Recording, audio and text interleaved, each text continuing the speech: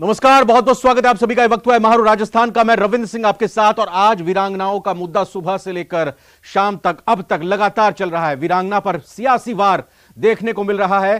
कल बीजेपी धरना देगी इस संबंध में। किरोड़ी के समर्थन में यह धरना दिया जाएगा और सुबह 11 बजे बीजेपी कार्यालय पर धरना दिया जाएगा। तो लगातार इस मामले में, इस खबर में डेवलपमेंट होता जा रहा है। और फिलहाल की खबर यही कि बीजेपी की तरफ से ऐलान किया गया है कि इस मसले पर कल सुबह 11 बजे बीजेपी की तरफ से धरना दिया जाएगा।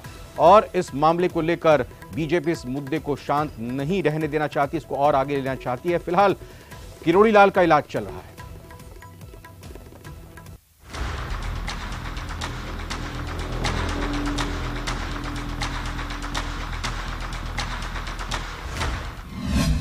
शहादत पर संग्राम भारी। देर रात पुलिस ने उठाया धरना। किरोड़ी समर्थकों और पुलिस में झड़प। कल बीजेपी करेगी बड़ा आंदोलन। कल 11 बजे हम इस पूरी लड़ाई को सड़क पर लड़ेंगे और इस सरकार की चूल्हे हिलाएंगे। अब यह लड़ाई सड़क पर होगी। तो सुना आपने, कल बीजेपी एक बड़ा आंदोलन करेगी। वीरांगनाओं की मांगों को पूरा करवाने और किरोड़ी मीणा से कथित बदसलूकी के विरोध में बीजेपी ने बड़ा प्रदर्शन करने का ऐलान किया है। दरअसल पिछले 5 दिनों से सचिन पायलट के बंगले के बाहर सिविल लाइंस में चल रहा वीरांगनाओं का धरना रात 3 बजे पुलिस ने हटा दिया। वीरांगनाओं की मांगों को लेकर सांसद किरोड़ी लाल मीणा 15 दिन से शहीद स्मारक पर धरने पर बैठे थे। करीब 10 दिन तक शहीद स्मारक पर धरना दिया और उसके बाद 5 दिनों से सिविल लाइंस पर धरना चल रहा था। रात 3 बजे सांसद किरोड़ी लाल मीणा की मौजूदगी में पुलिस ने तीनों वीरांगनाओं को अलग अलग एम्बुलेंस से कोटा, भरतपुर और शाहपुरा में उनके घर भेजा। सांसद किरोड़ी लाल मीणा के 9 समर्थकों को महिंद्रा सेज थाने जाकर पुलिस ने गिरफ्तार कर लिया। सुबह 9:30 बजे सांसद किरोड़ी लाल मीणा अपने समर्थकों से मिलने के लिए महिंद्रा सेज थाने पर पहुंचे। किरोड़ी वहीं कुछ देर धरने पर बैठ गए। सुबह करीब 11 बजे सांसद किरोड़ी लाल मीणा शाहपुरा में रहने वाली वीरांगना मंजू जाट से मुलाकात करने के लिए जयपुर से रवाना हुए। करीब 11:30 बजे सामोद थाने के बाहर जयपुर पुलिस ग्रामीण ने किरोड़ी लाल मीणा को उनके समर्थकों के साथ रोक लिया।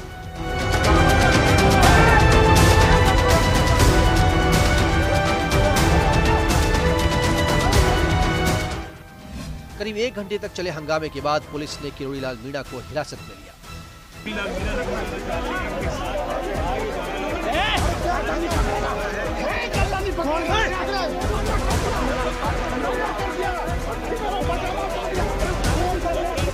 दोपहर करीब 1 बजे पुलिस हिरासत में डॉक्टर किरोड़ी लाल मीणा की तबीयत बिगड़ी, तब उन्हें गोविंदगढ़ सामुदायिक स्वास्थ्य केंद्र ले जाया गया।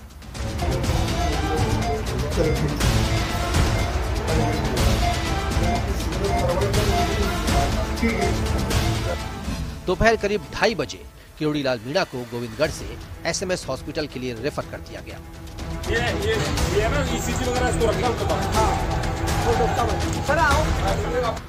दोपहर 3 बजे SMS हॉस्पिटल में किरोड़ी लाल मीणा के समर्थकों और पुलिस के बीच झड़प हो गई।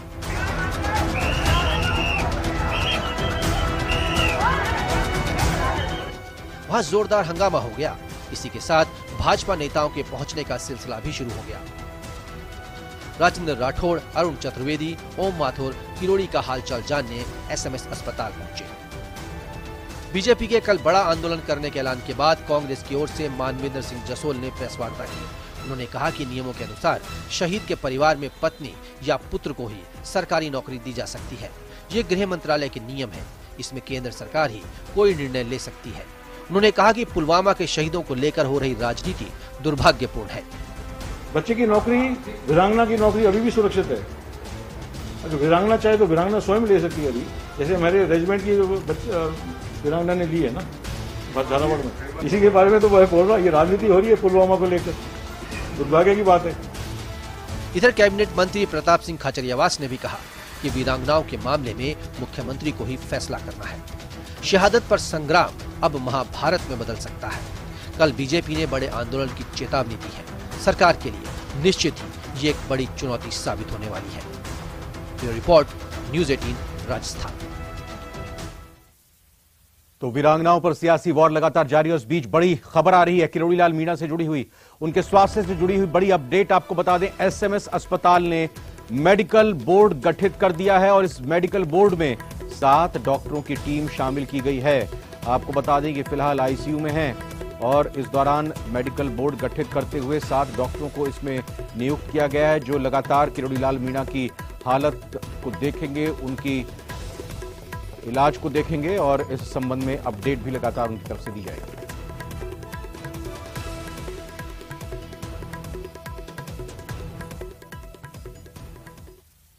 और इस वक्त क्या हालचाल हैं इस किरोड़ीलाल मीणा के और एसएमएस अस्पताल में कैसी हलचल है, सीधा बात करेंगे। सौरभ हमारे साथ, हमारे सहयोगी जुड़ रहे हैं। आज पूरा दिन सौरभ देखें तो जयपुर में लगातार किस तरीके से घटनाक्रम इस वीरांगनाओं के मामले को लेकर चला, वो हमने देखा। फिलहाल सबसे पहले बताएं कि अभी हालत और तबीयत कैसी है, अगर जानकारी मिल पाई हो। और दूसरी चीज, ये समर्थक लगातार डटे हुए थे, अभी भी हैं क्या अस्पताल के बाहर?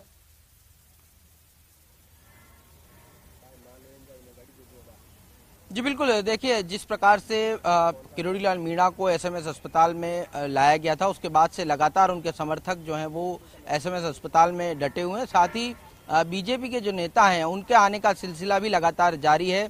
कुछ देर पहले तक राजेंद्र राठौड़, अरुण चतुर्वेदी और ओम माथुर जो है वो यहाँ पर पहुंचे थे और कुछ देर बाद ये बताया जा रहा है कि बीजेपी के प्रदेश अध्यक्ष सतीश पूनिया जो है वो यहाँ पर पहुंचने वाले हैं और किरोड़ीलाल मीणा के स्वास्थ्य का हाल जो है वो जानेंगे। मीणा को जो है वो एसएमएस के जो मेडिकल आईसीयू है उसमें बेड नंबर 2 पर जो है वो एडमिट किया गया है और वहां पर जो है वो तमाम डॉक्टर्स की टीम जो है वो लगातार निगरानी किए हुए तमाम तरह की जांचें जो है वो की जा रही हैं और ये जानने की कोशिश की जा रही कि किसी प्रकार की दिक्कतें तो नहीं है। हालांकि जिस प्रकार से डॉक्टर्स का ये कहना है कि उनकी हालत जो है वो स्थिर बनी हुई है, लेकिन उसके बावजूद 7 डॉक्टर्स की टीम जो है वो गठित की गई है। मेडिकल बोर्ड जो है वो गठित किया गया है। डॉक्टर अजय माथुर जो मेडिसिन विभाग के जो है वो एचओडी हैं, उनकी अध्यक्षता में 7 सदस्यीय डॉक्टर्स हैं, जिसमें न्यूरोलॉजी भी है, न्यूरोसर्जरी भी है, कार्डियोलॉजी भी है,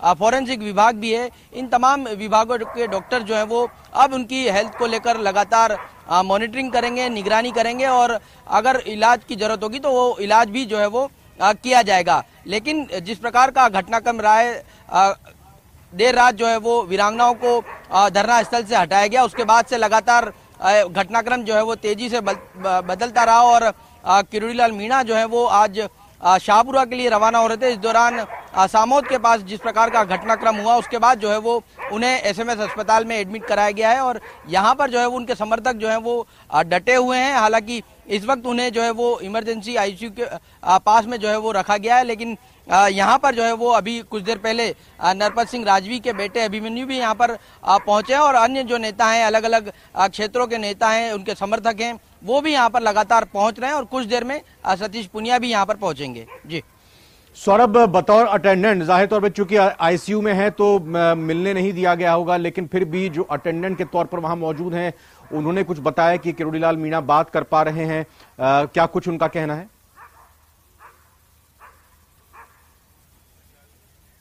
जी बिल्कुल, ये कहा जा रहा है कॉन्शियस हैं, वो बातचीत जो है वो कर रहे हैं, लेकिन जिस प्रकार का घटनाक्रम रहा है और उन्होंने जिस प्रकार की शिकायत की, उनका कहना था कि गर्दन में उन्हें चोट लगी है, उनको दर्द हो रहा है, साथ ही चेस्ट में दर्द की जो है वो बात की गई। इस लिहाज से इलाज जो है वो जारी है। तमाम तरह की जांचें जो है वो पहले की गई, 2D को किया गया, बीपी की जांच की गई, शुगर, क्योंकि जिस प्रकार से बताया जा रहा है शुगर की जांच जो है वो उनकी की गई। इसके अलावा सीटी एमआरआई, क्योंकि हेड सर पे चोट की बात जिस प्रकार से सामने आई थी तो हेड सीटी भी जो है वो की गई है, एमआरआई भी उनकी की गई है। हालांकि डॉक्टर का कहना है कि तमाम पैरामीटर जो है वो सामान्य है, किसी प्रकार की ज्यादा दिक्कतें जो है वो उनको नहीं आ रही और इस वक्त ये भी कहा जा रहा है कि वो होश में और लगातार बातचीत जो है वो कर रहे हैं। इस प्रकार की बातें जो है वो कही जा रही है, लेकिन उसके बावजूद क्योंकि जिस प्रकार से यह घटनाक्रम बढ़ा और उसके बाद जैसे ही सूचना उनके समर्थकों को मिली, उसके बाद कई समर्थक जो है वो एसएमएस अस्पताल पहुंचे। यहाँ खूब नारेबाजी की। इस दौरान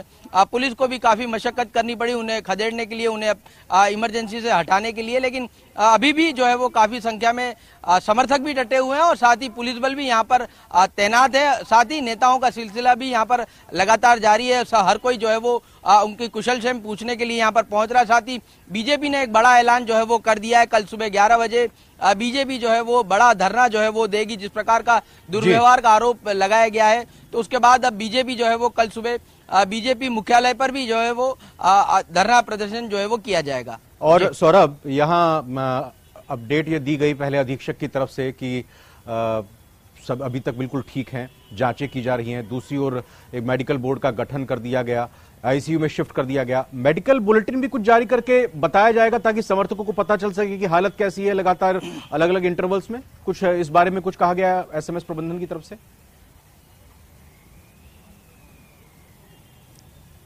देखिए, हेल्थ बुलेटिन के बारे में अभी अस्पताल प्रशासन के द्वारा नहीं किया गया, लेकिन कुछ देर पहले जब अस्पताल अधीक्षक ने ये बयान दिया था कि उनके तमाम पैरामीटर जो हैं वो सामान्य हैं, क्योंकि उनकी जांचें लगातार की जा रही हैं और जिस प्रकार से शिकायतें उनके द्वारा की गई तो ऑब्जर्वेशन में रखा गया है। अब संभवतः 24 घंटे ऑब्जर्वेशन में रखा जाता है और तमाम तरह की जांचें, मेडिसिन डिपार्टमेंट अलग जांच होती है, कार्डियोलॉजी डिपार्टमेंट अलग जांच कर रहा है, न्यूरो सर्जरी और न्यूरोलॉजी डिपार्टमेंट, फॉरेंसिक डिपार्टमेंट भी इसमें जो है वो इन्वॉल्व किया गया है, वो भी लगातार जांच कर रहे हैं। तो चूंकि आज घटनाक्रम हुआ है तो अगले 24 घंटों में किस प्रकार के उनके तमाम पैरामीटर रहते हैं तो उस पर जो है वो नजर जो है वो रहेगी। लेकिन फिलहाल जिस प्रकार से अस्पताल प्रशासन का बयान है कि उनकी हालत जो है वो स्थिर है और जो जो जांचें अभी तक की गई है उनमें जो है वो पैरामीटर जो है वो सामान्य है, किसी प्रकार की कोई दिक्कत जो है वो नहीं है। जी सौरभ, आप नजर रखिए, तमाम जो भी घटनाक्रम इस वक्त वहां पर चल रहा है आपसे लगातार अपडेट और जानकारी लेते रहेंगे। फिलहाल बहुत बहुत शुक्रिया सौरभ आपका। इधर राज्यसभा सांसद किरोड़ीलाल मीणा को हिरासत में लेने पर सीकर के सांसद सुमेधानंद सरस्वती ने अपनी तरफ से बयान दिया है। आपको बता दें कि सुमेधानंद सरस्वती की तरफ से कहा गया है कि राज्य सरकार सही नहीं कर रही है, राज्य सरकार पर उन्होंने निशाना साधा। सुमेधानंद सरस्वती ने कहा कि राज्य सरकार पुलिस को आगे रखकर अपनी नाकामी छिपाना चाहती है। उन्होंने यह भी कहा कि पूरी पार्टी किरोड़ीलाल मीणा और वीरांगनाओं के साथ खड़ी हुई है। सामोद में भारतीय जनता पार्टी के वरिष्ठ नेता और राज्यसभा के सांसद माननीय डॉक्टर किरोड़ीलाल मीणा के साथ में राजस्थान की पुलिस ने जिस प्रकार का व्यवहार किया है वो बहुत ही निंदा के योग्य है। वो वीरांगनाओं के पक्ष में खड़े हैं और वीरांगनाओं से ही मिलने के लिए जा रहे थे और इस प्रकार से पुलिस उनका पीछा करके इस प्रकार का व्यवहार करती है। मुझे लगता है कि राजस्थान की सरकार पूरी तरह से बौखला गई है। और वीरांगनाओं के जयपुर में दिए जा रहे धरने के मामले में नया मोड़ आया है। दरअसल पुलिस ने देर रात धरना दे रही वीरांगनाओं को धरना स्थल से उठाकर उनके घर भिजवा दिया, लेकिन मंजू जाट और उनके देवर का अभी तक कोई अता पता नहीं है। जो जानकारी मिल रही है उसके मुताबिक शाहपुरा के गोविंदपुरा निवासी वीरांगना मंजू जाट और उनके देवर जितेंद्र को पुलिस घर छोड़ने के बजाय अनजान जगह पर ले गई। वीरांगना और उनके देवर के बारे में उनके परिवार वालों तक को जानकारी नहीं है। वीरांगना और जितेंद्र का मोबाइल भी बंद आ रहा है। दोनों को लेकर वीरांगना के परिजन आशंकित हैं। वीरांगना के परिवार वालों का रो रो कर बुरा हाल हो चुका है। करोड़ी मीणु तो अजी भी आके हो कहे माता राम तेरा बच्चा न मैं हेर जो गायब कर मिला तो तेरा बच्चा न मैं हेर जो जड़ा बात में पड़ी चींटे यहाँ मंजू को नहीं लेके आए, खाली जितेंद्र उतरा और बस मेरे को तो मोबाइल दे। मोबाइल साथ पुलिस वाला आया था और मेरा मोबाइल लेके और वापस रवाना हो गए यहाँ से। आज तक 200 मीटर रोड नहीं बना तो विधायक बोला मैंने ये काम करवा दिया वो काम करवा दिया। तेरे काम कहाँ है? तूने घोषणा की वो तो काम हुआ ही नहीं आज तक। तो कौन सी घोषणा माने हम? विश्वास कैसे कर ले?